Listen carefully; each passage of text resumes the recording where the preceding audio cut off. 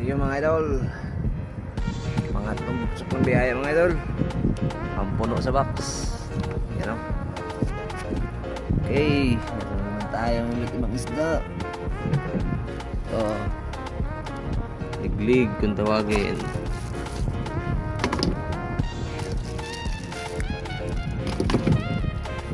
Ayan sa mga box idol.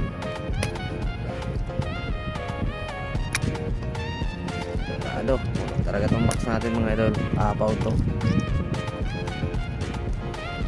Okay na yan, ito muna. Ayan. Ito, aral. Grabe, ganda ng biyaya natin yan mga idol.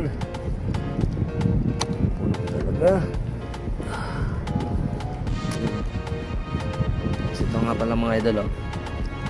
Kuha siya ng tawag dito sa amin, may